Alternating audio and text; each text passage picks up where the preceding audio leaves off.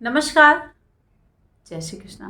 मैं डॉक्टर अर्चना शुक्ला और मैं आपको आज बताने जा रही हूँ कि जून 2022 में ग्रहों का जो संचरण है वह किस तरह से आपको प्रभावित करेगा। तो सबसे पहले आप अपने बर्थ चार्ट में अपने ग्रहों की स्थिति को देखें और तब आप अपने गोचर की स्थिति को यहाँ पर मेरे साथ समझें और आप जानें कि किस तरह से आपको ग्रह जो है वह जून 2022 में प्रभावित करने जा रहे हैं।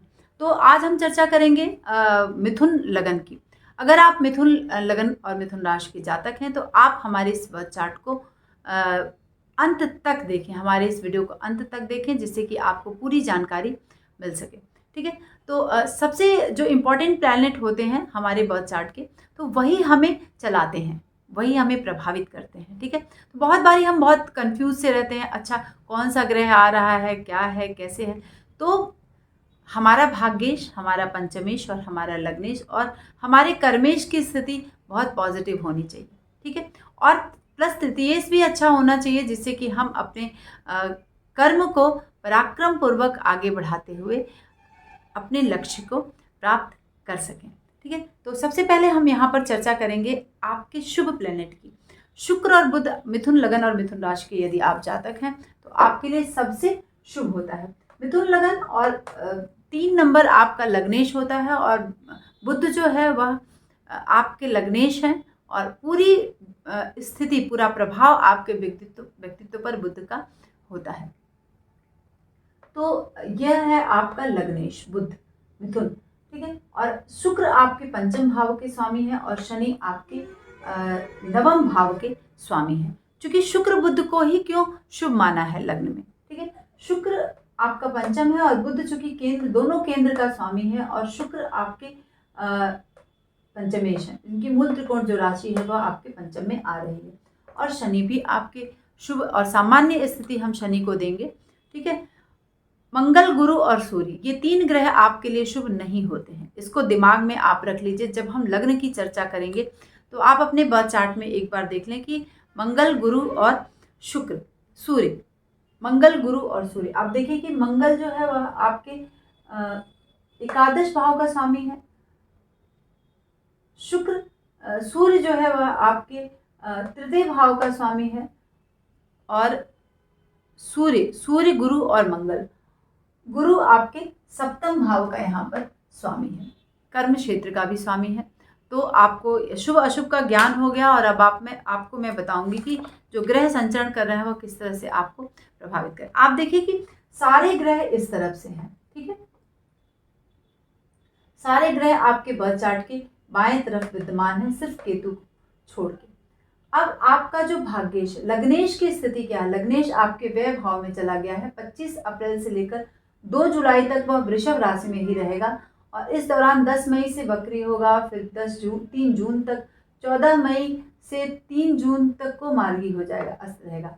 ठीक है, तो पूरे जून गुरु जो बुध की स्थिति है वह अच्छी रहने वाली है ना, वह आपका लग्नेश है। अब लग्नेश जब भी द्वादश भाव में जाता है तो वह क्या है, धन से संबंधित चीज़ों में थोड़ी सी हानि करता है। इस बात को आपको मान के चलना है। तो हानि से आपको यहाँ पर बचना है। कोई अचानक से कोई आपको ये नहीं लेना है, कोई बहुत आपको फेवर या फिर कोई रिस्क नहीं लेना है आपको जून 2022 में। अब हम आपको चर्चा करेंगे कि आपका पंचमेश जो शुक्र है उसकी स्थिति क्या है। अब शुक्र आपके बर्थ चार्ट में कहाँ पर विद्यमान है ये आपको देखना है और यहाँ पर गोचर से शुक्र 23 मई से 18 जून तक मेष राशि में रहेगा। ठीक है, मेष राशि में रहेगा 18 जून से लेकर वह 13 जुलाई तक वृषभ राशि में आ जाएगा। अब यहाँ पर शुक्र और बुध की स्थिति एक साथ, अब आपके लग्नेश और पंचमेश एक साथ यहाँ पर जून में हाफ पोर्शन से आकर मध्य भाग, मतलब जून के मध्य से यानी 18 तारीख से वह आपके यहाँ पर बुध के साथ संबंध बना लेंगे, यानी शुक्र स्वराशि में आ जाएंगे और बुध यहाँ पर लग्नेश आपके वैभव में आ जाएंगे। तो आपको थोड़ा रिलेशनशिप में सावधानी बरतनी है, आपको अपने शिक्षा, अपने ज्ञान, इन सब चीज़ों में थोड़ी सावधानी बरतनी है। चूँकि वह क्या है, स्वराशि में तो जाएगा, शुक्र वहाँ पर द्वादश में उच्च का माना जाता है कालपुरुष की कुंडली में, लेकिन संबंधों को लेकर वहाँ पर चूँकि वह शयन का भाव है तो यहाँ पर आपको ध्यान देने की ज़रूरत है, आपको संभलने की ज़रूरत है, अपने शिक्षा पर ध्यान देने की ज़रूरत है 18 तारीख के बाद, 18 जून के बाद, चूँकि वह आपके द्वादश में चला जाएगा। ठीक है, अब यहाँ पर हम चर्चा करेंगे, आप शनि की चर्चा करेंगे। शनि आपके अष्टम और नवम भाव का स्वामी होकर वह 29 अप्रैल से आ गया है आपके भाग्य भाव में। अब वह वक्री भी रहेगा। ठीक है, शनि आप देखें कि 29 अप्रैल को कुंभ में प्रवेश कर गया, 5 जून को वह वक्री हो जाएगा और 23 अक्टूबर तक वक्री रहेगा। काफ़ी लंबे समय तक वह वक्री रहने वाला है यहाँ पर। तो वह आपका अष्टमेश होकर आपके अष्टम भाव के भी प्रभाव को यहाँ पर प्रदान करेगा। तो जब वह आपके अष्टम भाव के प्रभाव को प्रदान करेगा तो वह थोड़ी सी पीड़ा आपको यहाँ पर प्रभाव देगा, सुख के साथ साथ आपको पीड़ा देगा। तो यहाँ पर इस बात को आपको ध्यान रखना है कि आप सुख तो लीजिए, लेकिन क्या है, शनि शुभ है या फिर अशुभ है। जब वह अष्टम भाव के प्रभाव को देगा और इस जगह पर गोचर करेगा, ठीक है, चूंकि वह नवम में गोचर कर रहा है, तो आपको अपने कार्य क्षेत्र पर ध्यान देना। अगर आप नौकरी करते हैं तो वहाँ पर आपको सावधान रहना है। पहले से कोई योग चला आ रहा है, अगर आपके बर्थ चार्ट में कारावास का योग है तो निश्चित से कारावास की संभावना शनिदेव वक्री होकर बनाएंगे, है, निलंबित होने के चांसेस बनेंगे। तो कोई भी गलत काम आपको यहाँ पर नहीं करना है, नहीं तो शनिदेव तुरंत आपको दंडित करेंगे। आपका व्यापार, आपका व्यवसाय यहाँ पर बंद होता नजर आएगा। धन हानि की संभावना बना सकते हैं शनिदेव जब वह वक्री होंगे। हो सकता है विदेश यात्रा की भी संभावना शनिदेव यहाँ पर बनाए। ठीक है, बाकी कुछ शुभता के साथ साथ अशुभता थोड़ी बहुत क्रिएट करेंगे, लेकिन वह आप योग आपके अगर अष्टम में शनि विद्यमान है तो आपके बर्थ चार्ट में इस तरह की संभावना से दो चार करा सकता है। अब नवम भाव में चूंकि वह आपकी कीर्ति को भी बढ़ाएंगे, ठीक है, धन का पक्ष भी मजबूत करेंगे, लेकिन नए उद्योग का विचार आपके मन में आ सकता है। ठीक है, वह आप कर सकते हैं। ठीक है, तरक्की के चांसेस बन सकते हैं, लेकिन वक्री होने पर थोड़ी सी मशक्कत करनी पड़ेगी, थोड़ा विलंब के साथ आपको यह चीज़ें प्रदान करेगा, है ना। क्योंकि आप देखें कि भाग्येश जो है वह अष्टम में जब वक्री होगा तो अष्टम के प्रभाव को भी यहाँ प्रदान करेगा और शुक्र व्यय भाव के भी प्रदान 18 तारीख से व्यय को भी देगा। तो ये व्यय करा सकता है। ठीक है, क्योंकि विपरीत राजयोग भी बना रहे हैं, ये इसमें बैठकर शनि स्वराशि में आ जाएगा और शुक्र भी स्वराशि में आएगा। तो शुभता के साथ साथ थोड़ी बहुत अड़चने और थोड़ी सी दिक्कतें आपको उनका सामना मिथुन लगन और मिथुन राशि वालों को करना पड़ सकता है। तो आपको क्या करना है, आपको शनि की आराधना करनी है। क्योंकि मिथुन लगन बहुत दिनों से शनि के प्रभाव को आप झेल रहे थे, अष्टम में शनि गोचर से था, लेकिन अभी वह कुंभ में गया है, लेकिन फिर भी वक्री होकर आपके इन दो भावों को प्रभावित निश्चित तौर पर करेगा। ठीक है, तो शनि का प्रभाव आप पर ज़्यादा है, इसलिए शनि की आराधना आपको यहाँ पर करनी, और बहुत शुभ भी नहीं माना जाता है मिथुन लगन में शनि, तो आपको इसकी आराधना करनी है। आपको शनि से संबंध नीलांजन समाभासम रविपुत्रम यमाग्रजम छाया मार्तन संभूतम तम नमामि शनैश्चरम, इसको आप जरूर से करें। इसकी शुभता आपको यहाँ पर मिलेगी और आपका जो कार्य है, जो अड़चने आएंगी उसमें आपको बेनिफिट मिलेगा। ठीक है, आप अपने अंडर में जो नौकर आपके काम करते हैं, जो भी जहाँ पर आप वर्क करते हैं, अगर आप नौकरी करते हैं तो किसी से भी लड़ाई झगड़े की ज़रूरत नहीं है, बहुत पीसफुली आपको यह समय निकालना है। अब हम आपको बताएंगे कि गुरुदेव बृहस्पति आपके सप्तम और दसम भाव के स्वामी हैं। ठीक है, सप्तम और दसम भाव के स्वामी हैं और गुरु 13 अप्रैल से मीन राशि में संचरण कर रहे हैं। आप यहाँ पर देखें कि मीन राशि में 13 अप्रैल को वह आ गए हैं और मंगल का संबंध भी यहाँ पर बन रहा है। मंगल चूंकि षष्ठेश है और आपका एकादशेश, ये एक साथ यहाँ पर 17 मई से 27 जून तक मीन राशि में वह रहेंगे और 27 के बाद वह मेष राशि में यानी एकादश भाव में यहाँ पर आ जाएंगे। ठीक है, तो मंगल की स्थिति क्या, सबसे पहले हम बृहस्पति के विषय में बताएंगे। जब वह दसम भाव में प्रभाव दे रहा है, चूंकि शुभ नहीं है तो आप व्यापार में थोड़ा सा नुकसान करा सकता है। ठीक है, चूंकि केंद्र में बैठा है लेकिन फिर भी कठिनाई से थोड़ा आपको दो चार होना पड़ सकता है। आपको अगर आप के पिता अभी हैं या फिर संतान पक्ष के स्वास्थ्य को लेकर ध्यान देने की ज़रूरत है। ठीक है, नौकरी में थोड़ी अड़चने आ सकती हैं, छूटने का डर बन सकता है और यह अशुभ प्रभाव गुरुदेव बृहस्पति थोड़ा बहुत क्रिएट कर सकते हैं, चूँकि वह षष्ठेश के साथ हैं, रोग ऋण शत्रु भाव के स्वामी के साथ यहाँ पर केंद्र में विद्यमान है। केंद्राधिपति दोष का भी निर्माण यहाँ पर करेंगे।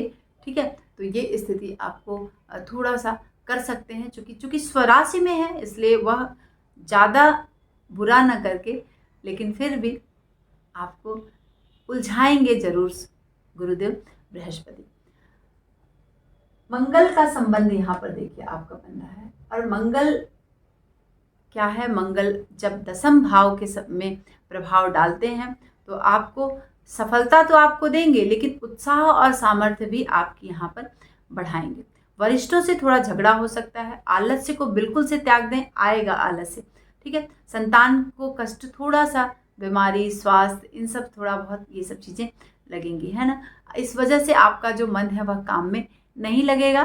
तो मंगल से संबंधित चीज़ों का दान आप कर सकते हैं, जिससे कि कोई झगड़े झंझट की बात ना हो और जल्दी स्मूथ पीसफुली आपका जो मामला है वह शट आउट हो जाए। कोई भी अगर छोटा मोटा भी झगड़ा होता है तो वह शट आउट हो जाए।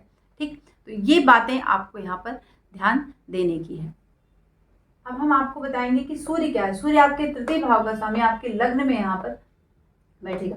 15 जून को वह मिथुन राशि में आएगा और लगभग पूरा जो मध्य है जून का, उससे आपके यहाँ पर आपको यह फल प्रदान करेगा। तो 15 जून से लेकर जब वह आपके लग्न में बैठेगा सूर्य, तो क्या सूर्य की स्थिति, चूंकि पराक्रम का स्वामी और आपके लग्न में बैठ रहा है, हाथ में पैसा आता रहेगा। बिल्कुल आप अपने पराक्रम से धनार्जन करेंगे, अच्छे काम करेंगे। ठीक है, व्यवसाय में आपका मन थोड़ा बहुत नहीं लगेगा, लेकिन फिर भी आपको देखना है कि अगर आपकी जन्मपत्री में सूर्य बहुत शुभ है तो यह मास आपका जो है वह बहुत ही अच्छा जाने वाला है। ठीक है, घर में थोड़े लड़ाई झगड़े हो सकते हैं, लेकिन फिर भी बहुत अच्छी स्थिति आपकी यहाँ पर सूर्यदेव आपको लग्न में बैठकर प्रदान कर रहे हैं। ठीक है, आपके प्रभुत्व को बढ़ा रहे हैं। लेकिन राहु केतु की स्थिति क्या है? केतु पंचम भाव में और राहु एकादश में शुक्र के साथ बैठा हुआ है, और शुक्र आपके बर्थ चार्ट के द्वादश भाव, शयन भाव, व्यय भाव का स्वामी है, और आपके पंचम भाव का स्वामी, उसके साथ राहु और केतु शुक्र को पीड़ित कर रहे हैं। तो अगर आपका मन विचलित होता है, अगर आप विद्यार्थी हैं, पढ़ाई में नहीं लगता है, तो आपको यहाँ पर थोड़ा ध्यान देने की ज़रूरत है। ठीक, ध्यान का मतलब मैं बार बार इसलिए कह रही हूँ कि अपने ग्रहों को मेरा वीडियो देखने के बाद एक बार चेक करें। अगर आपको लगता है कि कुछ दिक्कत आ रही है तो उसके जप आप कर सकते हैं। ठीक है, उससे संबंधित चीज़ों के हवन कर सकते हैं, संविधा से उसका लाभ आप ले सकते हैं। ठीक, बाकी शुक्र, क्योंकि राहु और केतु, राहु एकादश में बैठा, एकादश का राहु बहुत ही अच्छा फल आपको प्रदान करता है, बहुत सारे सुख आपको प्रदान करता है। चूँकि शुक्र के साथ संबंध बना रहा है तो आपको स्त्रियों से, महिलाओं से सुख प्रदान करेगा, है ना। तो वो आपकी माँ भी हो सकती है, आपकी बहन भी हो सकती है। वो आपको पॉजिटिव होता है ना, कभी बहुत झगड़े हैं लेकिन हमारे रिलेशनशिप अच्छे हो गए हैं माँ से या फिर बहन से और पत्नी से, है ना। या फिर हमारे जो हमारी फ्रेंड है, गर्लफ्रेंड, मतलब जो हम जिसके साथ हमारा रिलेशन है, संबंध है, हमारे प्रेम संबंध है, तो इसमें हम उनके साथ हमारे रिलेशंस क्या हैं, अच्छे होते नज़र आएंगे। क्योंकि शुक्र जो है वह मेष राशि में है, लेकिन हाँ, राहु अड़चने डालेगा, लेकिन अंततोगत्वा चूंकि अपने घर को शुक्र देख रहा है, यह अपने चीज़ों को बैलेंस जरूर करेगा। ठीक है, तो राहु एकादश में लाभ आपको प्रदान करेगा, और केतु जो है वह पंचम भाव में है, और पंचम भाव में थोड़ा बहुत मन को क्या है, यहाँ पे मैंने बताया है कि थोड़ा विचलित कर सकते हैं, लेकिन फिर भी इसकी शुभता के लिए आपको रुद्राभिषेक एक जरूर कराना है, जिससे कि सारे प्लैनेट क्या हैं आपके कंट्रोल हों और आपको शुभता उसकी मिल सके। ठीक है, तो अगर आपको हमारा ये वीडियो अच्छा लगता है तो प्लीज़ अपने लोगों में साझा करें, और हमें कमेंट के माध्यम से ज़रूर बताएं कि आपको हमारा ये वीडियो कैसा लगा, और जो भी नेगेटिव पॉजिटिव मैंने आपको यहाँ पर समझाया है, बताया है, वह किस तरह से आपके जून 2022 में आपके ऊपर प्रभाव डाल रहा है। नमस्कार, जय श्री कृष्ण।